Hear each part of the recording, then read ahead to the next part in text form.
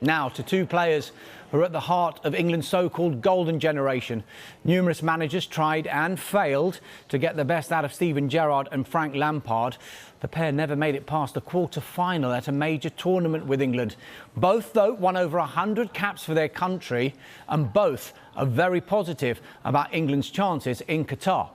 I think the difference between them succeeding or not in this tournament will be, can they lean on previous experience from previous tournaments, because they should have took a lot of confidence and belief and encouragement from the performance. They were millimetres away from winning the Euros. To get to a World Cup semi-final is a positive performance.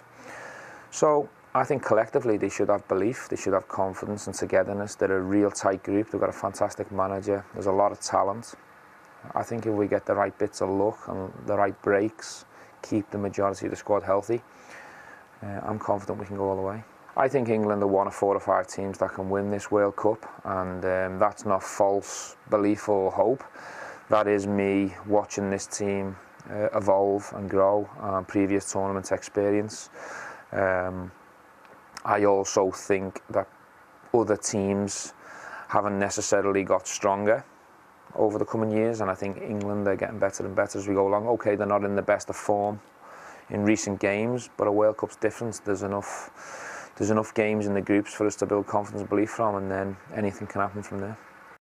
Now, Everton manager Frank Lampard is also feeling good about England's chances. He was speaking from a very windy Bondi Beach. A couple of tournaments where they've had relative success, and they're getting stronger in my opinion.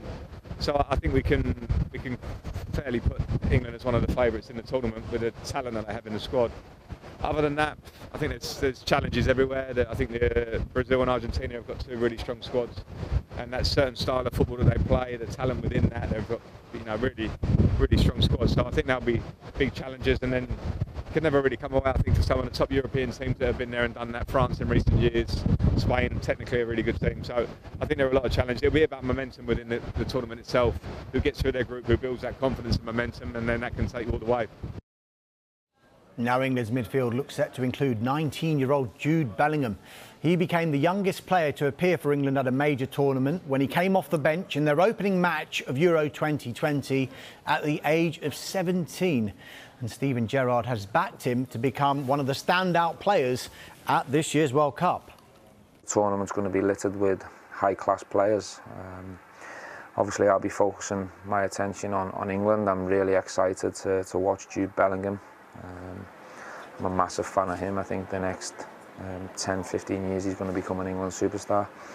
And yeah, you know, there's a lot of Premier League players out in the World Cup that are going to be hoping they're on the right side of a successful tournament. Argentina arrived in Qatar yesterday. Lionel Messi got so close to winning the World Cup in Brazil 8 years ago. Argentina beaten 1-0 in the final by Germany. Messi says he'll retire from international football after this tournament, and Frank Lampard thinks he deserves a World Cup. Him and Ronaldo are the outstanding players of a generation, but probably of any generation, to be fair. So I think what he's done, that kind of level of player, you kind of want it to be part of the TV that you've won a World Cup for the legacy in the long term. But I don't think he has to chase that. He's done more than enough in the game, but I think I'm sure from his point of view, he'll want to take Argentina to a World Cup and win it with them. So, you know, good luck to him. I think he deserves a lot for his career that he's had. So why is Lampard on Bondi Beach, you may ask? Well, he's out in Sydney with the Everton players who aren't at the World Cup. They're taking part in the Sydney Super Cup tournament. That's with Celtic and A-League side Sydney FC and Western Sydney. It's a welcome break, you'd have to say, from Premier League action for Everton. They've lost their last 2 games. They're 17th in the table, just a point above the bottom 3. So Lampard won't be in Qatar, but will Gerrard? Well, it seems that's dependent on how far England get. The plan at the moment is to enjoy the World Cup with my family here in Liverpool. But there's still time to change your plans, and you know yourself when you're gripped and when you're on the journey with these boys. We'll see if they get out of the groups, and there's still plans to make changes and go out to the World Cup, because I know what the experience is like. It's fantastic, and we'll see what happens after the group stages. If we get to the final, I certainly won't be missing that.